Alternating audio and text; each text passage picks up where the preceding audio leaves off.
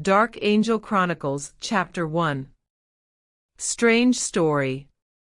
By Francisco Camaño. Everything has changed.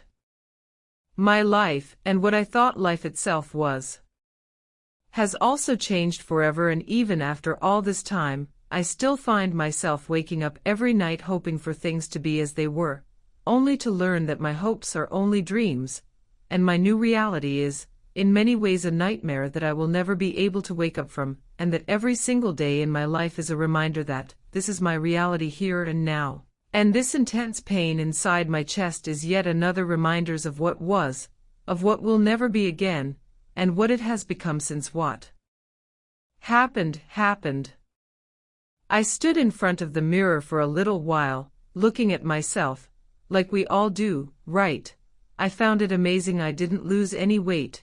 It has been a while since I thought about things like drying my hair and stuff. It was a beautiful night, if I can ever consider a night beautiful for me, that is, but even so, I guess you can call it that. After I decided to sit outside on my porch, as I've grown to be accustomed to do ever since I moved to the outskirts of the city, sipping the content of my fourth cup of coffee, both feet on the rocking chair, hair wet and loose since I just got out of the shower. I have been disconnected from the world for many months now, not taking calls from anyone, not caring about work at all, even though my boss refuses to let me go, and will give me as much time as it takes to come back, something I honestly don't think will ever happen.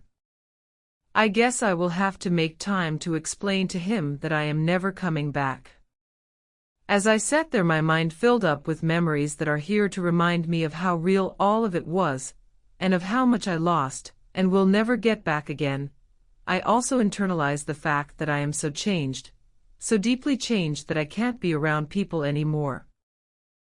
And this pain, running deep inside of me, burning my senses, and haunting my dreams. I usually think about crying, but I ran out of tears about a month ago, and all that is left is trembling lips and shortness of breath. And of course, the occasional smile every time a good memory cares to join me. Too much was left behind for me to guard, to remember, and to keep alive, and please, don't get me wrong. I would never give up this pain if it means I will forget all the things that are related to it, or where it came from, but I am afraid I will go crazy if I don't share this with someone. That is why when I saw the text message number 10,054 from my friend, Susan, asking me how was I doing, I started to look for our old pictures, at her promotion in her job, several from those TGIF's days I've missed, her wedding day, and other fun times I would have normally shared with her. I decided to give her a call, and invite her in, much to her surprise if I am being honest. Susan is a beautiful woman. I used to tell her husband he is one lucky bastard for having married someone who looks like a supermodel, with a beauty only surpassed by the size of her heart. He agrees with me. Her black hair shoulder high, her beautiful blue eyes, white-skinned, not as white as I've become accustomed to see, and her smile, capable of lifting you up the moment you see it. Maybe that was my hope, that she could pass that energy on to me. And while I was diving inside that line of thought, I saw the headlights approaching from the road that leads to what is now my home. I made up my mind about sharing this with her, even though I understand that getting some of this stuff out of me would not change the fact that I feel like something the cat dragged in, and I had little hope that this conversation would make me feel better. I just need to vent things out a little, I guess, so I waited until the Nissan Altima parked in front of the stairs and my dear friend, Susan, got out. She was smiling at me with her beautiful smile, and I could sense she was very happy when she saw me. That would make things easier, I thought to myself, even more so because of the many times I have turned down all of her offers to come down and pay me a visit, but it was not because of her, it's me. I really wanted to be alone, to suffer alone. I just hope she don't think I am crazy, even if sometimes, most of the times, I think I am. Anne. I am so happy to see you. I came as soon as I got your call. she said to me, very happy to see me indeed, I could feel it. She ran up the small set of stairs and gave me a hug. And that broke me. I held her tight, close to me, only then realizing how much I needed this. To be among my own. She reciprocated the hug, and I could tell she was worried about me, and understood. I was not behaving like a normal person. "Anne, are you all right?" she asked. "Now I am," I replied. "I am glad you could come, even after I turned you down so many times," I said, trying to trail away from that part of the conversation for now, and not regretting it for a single second, but me being polite was the right thing to do. "No need to apologize, and we are friends and I am here for you when you need for me to be, even if I don't understand what is going on inside that little head of yours," she replied, and she gave me another hug. It was warm and tender. I could feel the sisterly love emanating from her, and those feelings found some hidden remnants of the tears I had in me, immediately forcing them out, and very soon I lost the ability to speak at all as I broke down in tears. "Oh my God, and what's wrong? I am here now, everything will be fine, trust me, no matter what it is, time takes care of things." And she couldn't be more wrong. I will never live long enough for my heart to heal, and if I die and am reborn again, I will return with the same pain I am feeling right now. "No," I managed to say, "I am broken, Susan, and it cannot be fixed. I was touched by something that humans are not supposed to see, and it changed me in a way that cannot be undone. Something I will never get back was taken away from me. It saved my life, yes, but I am changed forever." I could see confusion drawing on her face, but still, eager to lend me a hand. "Anything I can do?" she asked, while holding my hand, and not understanding what I was saying. I mean, how could she? "I hope so, Susan," I replied, hugging her again. "Anything I can do I will," she replied, and I was happy for it. "For now, just listen to me. I need to say this out loud. Please just listen, and don't ask any questions until I am finished, no matter how crazy it sounds." "And you are freaking me out, what is it?" she said, still caressing my trembling hands. "And I promise I will tell you everything that I mean to tell, and after I am done, you will either believe me or think I have completely lost it," I said. "Okay, I am ready, just let it all out." I took a deep breath, trying to gather myself but not very sure I was going to be able to do so, then started to talk. "First, everything I am about to tell you is the truth, so there is no need for you to be thinking about me needed therapies or nothing like that. There is a reason why I severed my connections with everything and everyone, and why I am feeling the way I am feeling. I just hope you can believe me after I am done explaining it to you," I said to Susan, who was thinking about having me committed. I saw myself in her mind. She was thinking I looked beautiful, but sad. She also noticed that essence in me that made me look younger than what I was, an effect of what transpired, while at the same time thinking I might need professional help. "Wow, I must admit this is a little crazy, I know, believe me, I know, this is one of the reasons I moved all the way out here," I replied and waited for her to actually ask the next question. I have to remember I need to keep the levels of weird low for now. "Okay, not that I don't believe you, but what am I thinking now?" she challenged.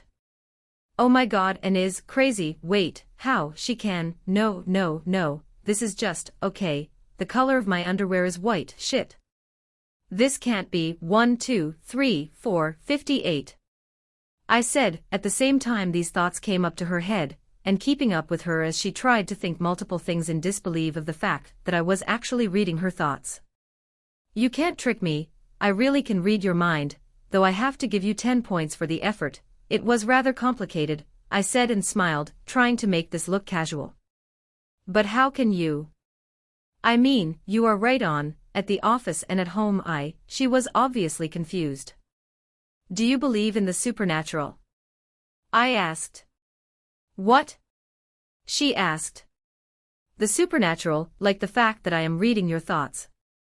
"I mean, yes, I guess, I believe there is a higher power, and that some things are weird, and can be interpreted as supernatural, but this is too much," she replied. "Yes, it is, and I am living through it," I replied, knowing what she was going to ask next. "But how?" "There are things in this world we are unaware of, and I happened to stumble upon one of those things some time ago," I replied. She kept quiet and I continued. And like I said, I am changed, but I promise you that when I am finished, you will understand how and why," she consented, with some levels of doubt drawing on her face, but still knowing that her friend would not lie, no matter how fantastic the story was or how incredible, for lacking of a better word to describe it. "Just be assured that I am not crazy, and that if I had any doubts, I would have made that appointment with the shrink myself," I added, with a playful look in my eyes when she continued to ponder the shrink as a solution. "Besides, I would probably drive him crazy, too."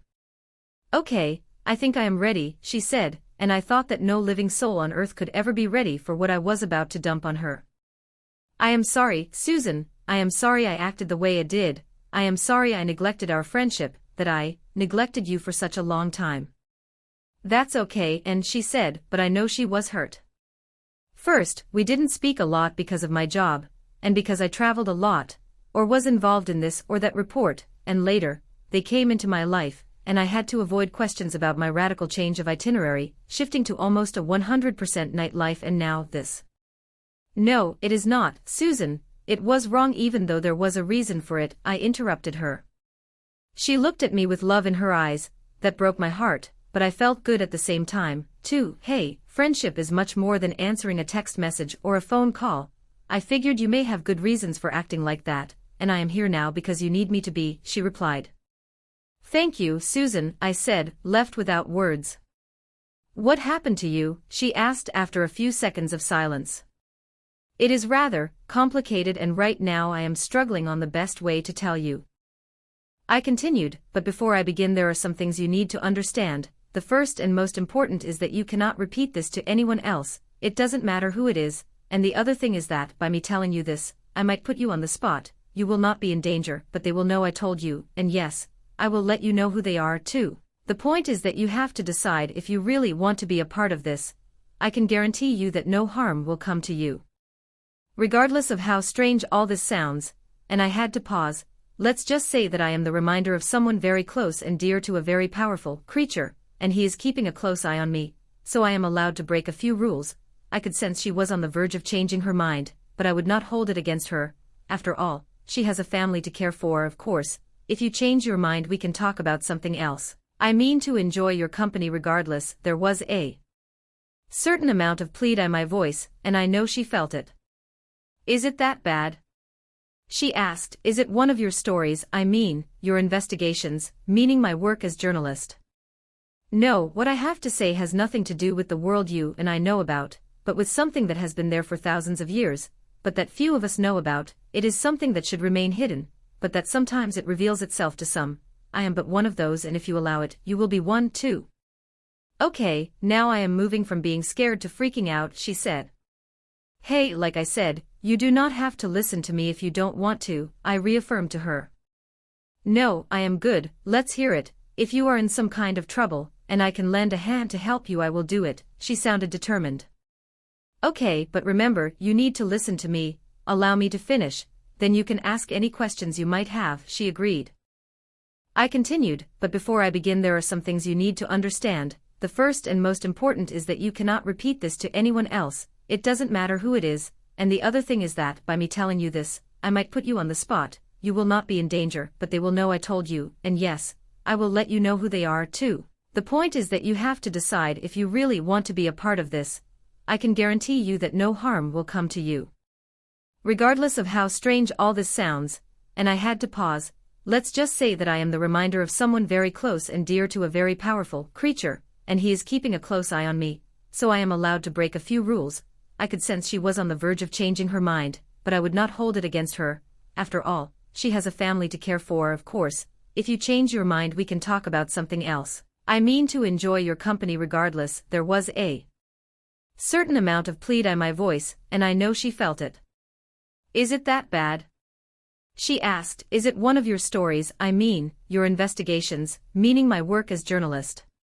"No, what I have to say has nothing to do with the world you and I know about, but with something that has been there for thousands of years, but that few of us know about. It is something that should remain hidden, but that sometimes it reveals itself to some. I am but one of those, and if you allow it, you will be one too." "Okay, now I am moving from being scared to freaking out," she said. "Hey, like I said, you do not have to listen to me if you don't want to," I reaffirmed to her. No, I am good, let's hear it. If you are in some kind of trouble, and I can lend a hand to help you, I will do it. She sounded determined. Okay, but remember, you need to listen to me, allow me to finish, then you can ask any questions you might have, she agreed. I didn't really think Susan would rat out on what I was about to tell her, not only due to the fact that I could read it in her mind but the fact that we were very good friends and I trust her. You can trust me, she said. I know, if I did not trust you, I would have never called you. You know. My major worries are if you will believe me or not, so I just hope I am able to prove all of it to you somehow. I said with remorse in my voice because I might not be, like I said. I am allowed to reveal what is mine to reveal. Some other things require consent from others, and sometimes I felt the need to share this with others outside this new reality of mine, at least to a few, so that I would not end up thinking I am delusional, especially because of what happened to me is so incredible. That anyone would be having doubts of its reality just a few hours after it did. Are you sure you want to hear all the details? I asked again, getting ready to even violate some of the rules if I needed to. Screw them. I've earned it. If it wasn't for their lack of actions against what goes on in their world, I have to calm down. I have to focus on Susan now, I told myself. Of course I am. It kind of sounds as if it is going to be the most interesting and incredible thing that I have heard since I found out that my father and my mother have sex, she said, being humorous, and it worked. We broke into laughter for a little while, and while we did, it came to mind how much I love Susan. I felt good to have her here with me tonight. Well, I hope you do not get tired. It is kind of a long story to tell, I said, getting ready to start and getting comfortable. I asked if she wanted something to drink, but she went inside herself and got a glass of wine, and once she was set, we decided to move inside the house and sat on a couch nearby the chimney. So she was sitting there full of anticipation. She removed her shoes and placed her feet up on the sofa beside the couch. My living room was not small, it had a lot of space. I've never liked small spaces, so I kind of had it like my point in life not to live on a small place. I know it sounds vain perhaps, but I just feel more comfortable when I have space to move about. I opened a drawer on the center table in front of me. From there I pulled out a file that said Top Secret, and had the seal of the U.S. Department of National Security. I opened it over the table and flipped a few pages until I got what I wanted. There were pictures of soldiers, Nazi soldiers. They were dead, torn apart actually. I gave her the file. These records date back to World War II. I got my hands on those some time back. It is one of the many memories I have, and one of the few from which I was able to get proof, or at least some kind of visuals to tell me it happened. I flipped a few pages and found what I was looking for, then I passed the page to where it explained in detail the conditions the bodies were found, but most importantly, and what I wanted for her to see, were the highlighted notes. These soldiers were killed by something with a tremendous strength, by a supernatural creature, not believed to be of human origins. And what is this? She asked. You will understand, I promise, is all I wanted to say right now. And what in the name of God have you gotten yourself into? And where did you get this from? I must have cost you a fortune to get this out, and if you actually paid for this, you know this has to be illegal, right? She asked. She knew that because of my line of work I was used to buying information, backed up by the newspaper, so it makes sense she was trailing off the road. I guess there is no way for her mind to understand where all this was going. So the obvious thing to do is to think that I was involved in some kind of government thing. It is not what you think, and yes, they were expensive, and yes, it is not legal for me to have these, and yes, I paid over $200,000 for that. Oh, I forgot to tell you, I am a billionaire, too. She was breathless for a second. This is really confusing. What do you mean, supernatural creature? What do you mean when you say, memories you had, she said, and I had to grant her this. Perhaps it will help me create the grounds for this weird conversation I want to have with her. I have these memories as if I was there when it happened, but I was not. I paused. The reason why I showed you these files is to create the ground we will be walking over while I explain this to you. You see, the ability to read people's minds did not come alone to me. I also have these memories from a life that is not mine, from places and times I don't even understand, memories from things that happened, well, long ago. And this is one of those memories, the night these soldiers died. Why they were killed, how they were killed, and by whom they were killed. So I started to dig and found this, gruesome events that prove, at least to me, that I am not crazy. What I am about to tell you will not dwell here long. It is just a starting point that will make sense in the end. This is just one of the few things I could find that have tangible evidence, but the facts are that, I am taking this out of his memory. I didn't learn this after finding the documents. I learned the hard way, I must add, much to my dislike. I would have rather leave some of the gruesome details out of the picture, but now they are part of my life as well, hunting me down like a vicious predator at every single chance I give to them. So many, so ugly sometimes, that I have not repeated a single memory that has jolted my brain since what happened. This particular memory dates to sometime around 1939 to 1945, give or take. It is confusing, and the European scenario is a place I remember well from his memories. After Germany's rearm, it initiated and expanded the exterior politics in Europe. Followed by the racial persecution by the Nazis, that reduced to less than human the Polish quality of life, and they placed into practice with much success the degradation and extermination of the Jewish sectors that were very numerous on that nation. Those were dark times, the dark times of World War II, with the chaos and destruction that came with these dark events on the pages of our human history. But regardless, I learned that Hitler was not the darkest things that lurked around those days, not even close. The documents I showed you are related to a military command of German troops that intercepted a transmission revealing the exact location of a weapons cache scheduled to be smuggled to other parts of the country, and to be used against the Nazi forces. These smugglers belonged to the French resistance groups, same groups responsible for many different attacks to the German and responsible of many deaths within their ranks. This special command was getting ready to attack the place where the transmission came out from. It was a little town located very close to a convent on the outskirts of France. The convent gave the place a very peaceful feeling, even with what the country was going through. This team was created and secretly trained for these kinds of missions, track down and destroy every little rebel group of that time. They were very well equipped with the best weapons and technology available in those days, and after locating their target, it was analyzed if it was possible to destroy them by their own means, and if this was not the case, then they could call for reinforcements. Their uniforms were different than the ones used by the regular German troops.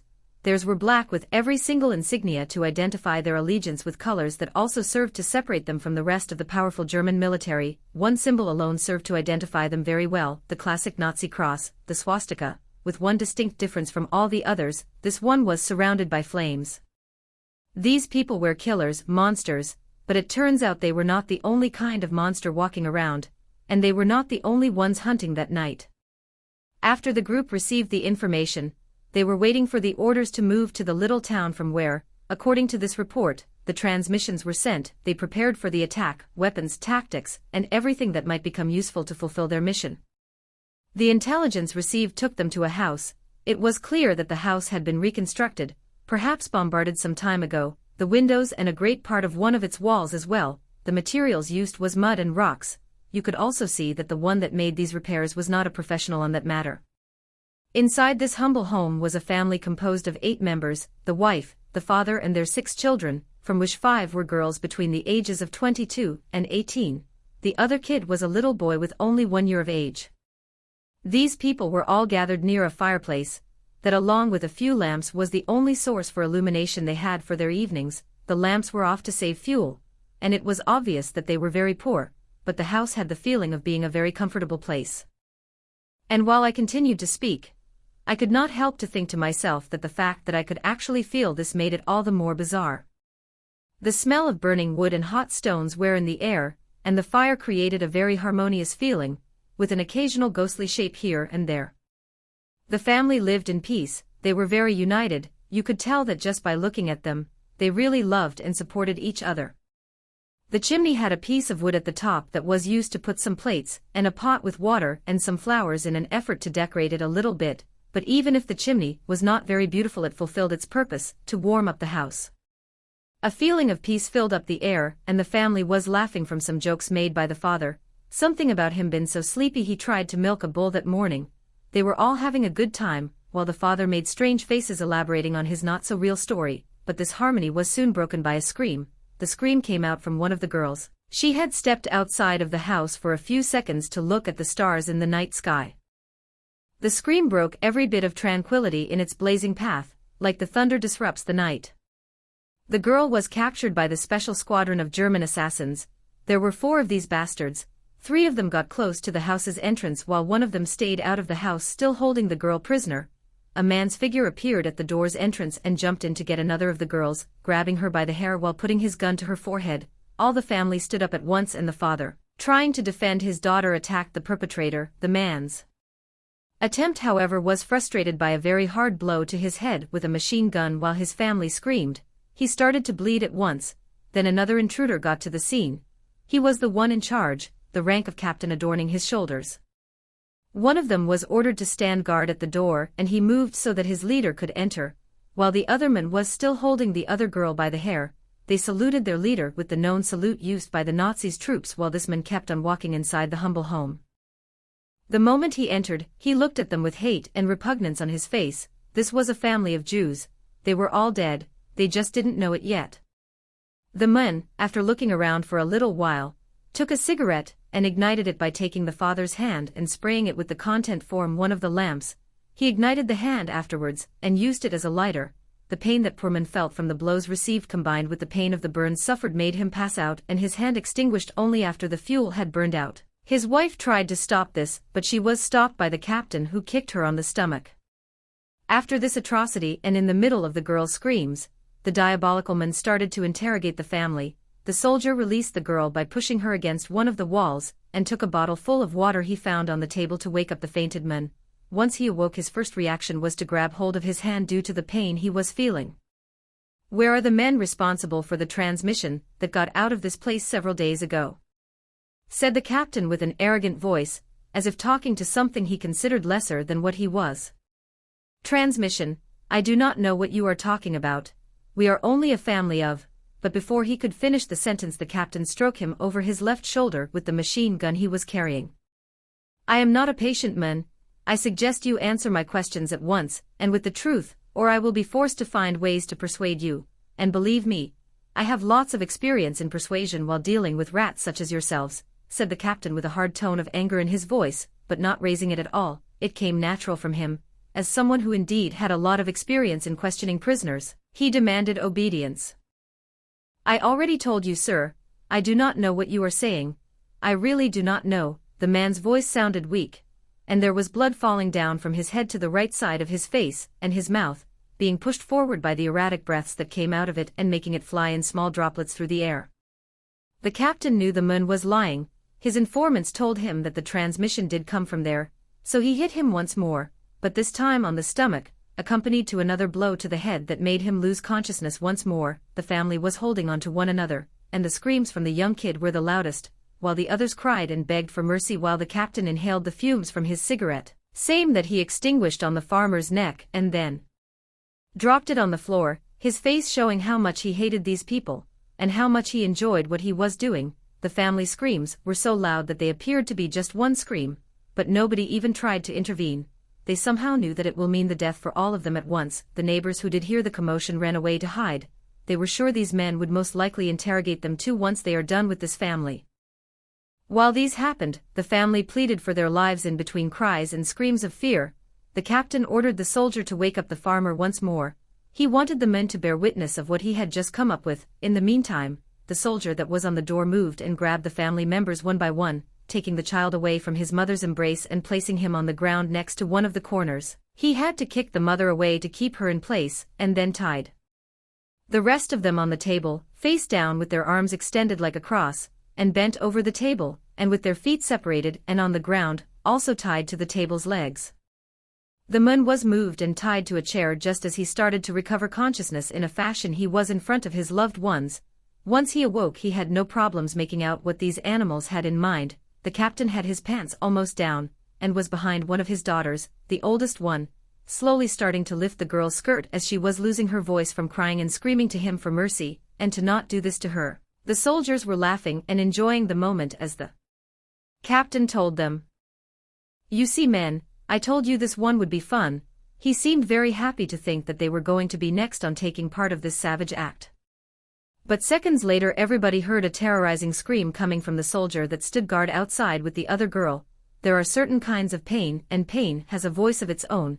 These screams said that whatever happened to him had to be very painful, incredibly painful. The scream was mixed up with the sound of what seemed to be breaking wood or bones, and after a few seconds that seemed minutes, long minutes. The screaming came to a sharp stop just as quickly as it had started, giving way to a voice that took over, a voice that made these animals focus away from the impression the screams left behind, a voice that even stopped the attempts the farmer made to liberate himself, a voice that penetrated them to a point that cannot be described. It cruised the air as if it had a mind of its own, running throughout the bodies of the ones inside the house, something that could be compared to the effect a loudspeaker has. You can feel the waves in your body, but this voice was soft still as it said, "The fact that you are enjoying what you are doing makes me sick.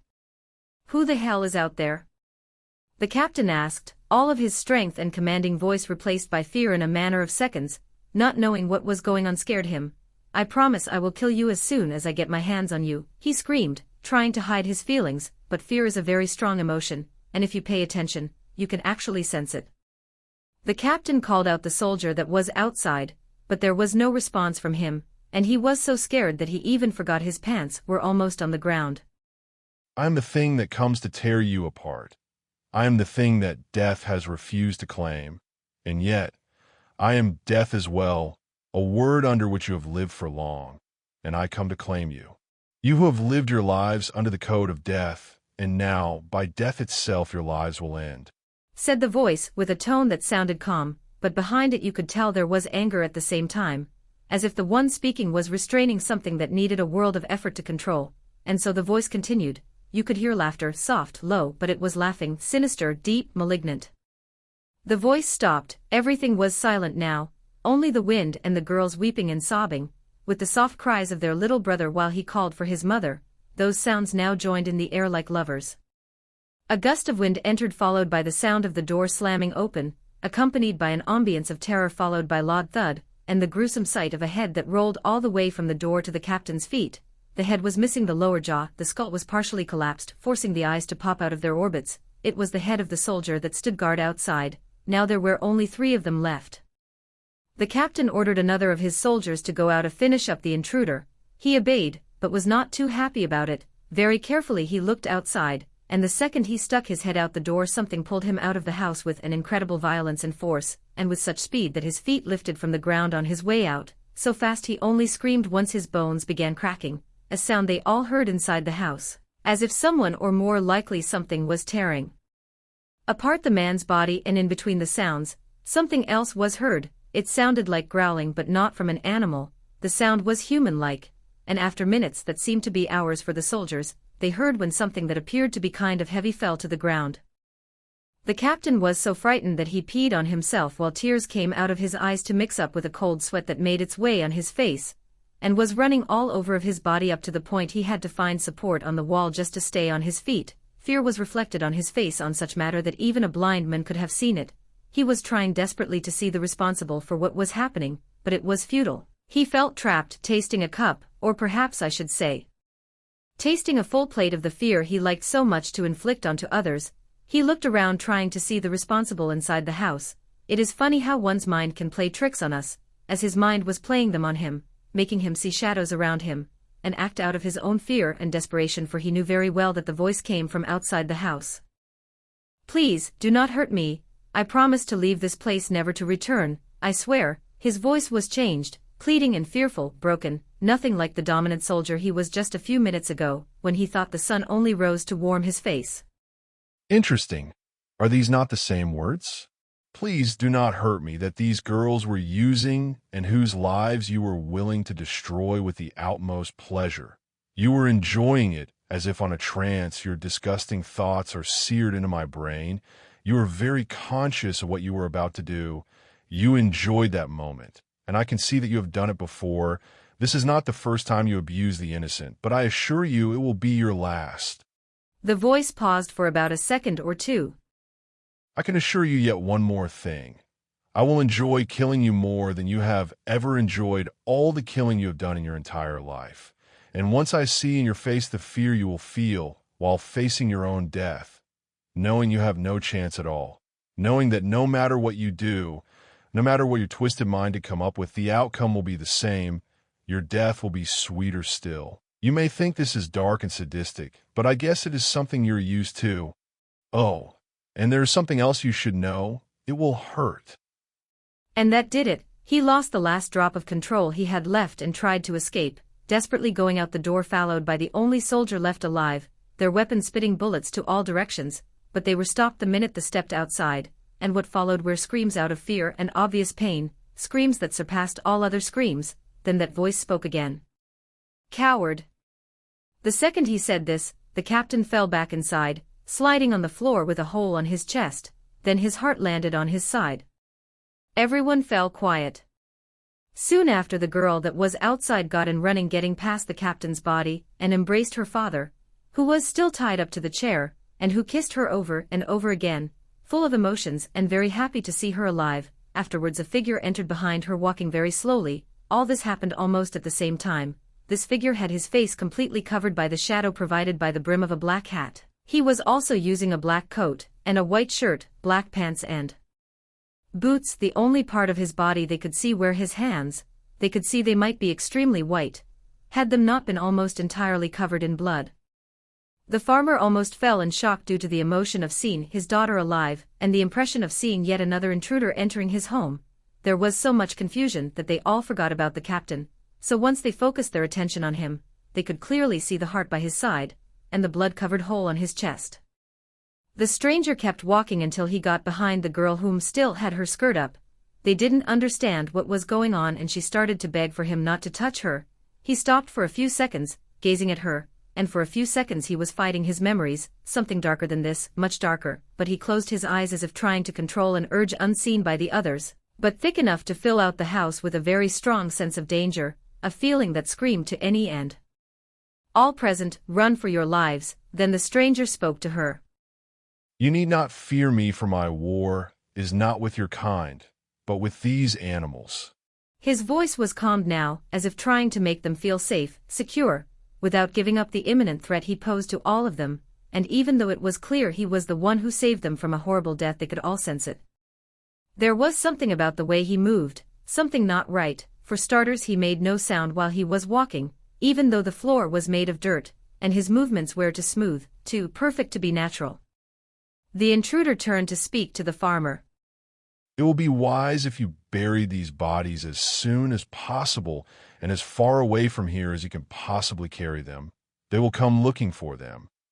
None of them replied. The farmer just nodded, unable to remove his eyes from him, but only seeing the darkness that covered his face, and in some instances, the flashes of something that looked like his eyes, perhaps reflecting the dim light of the chimney, he thought, because they appeared to be yellow, with the reflection only seen in animals. The stranger turned back to face the girl and extended his hand to fix her skirt, and it seemed that he tried not to make skin contact with her, but it was so fast that none of them noticed it. The girl tried to see his face, but she could not, so did the rest of the family, with the same results. "It is not necessary. I only did what needed to be done. These men are now where they belong."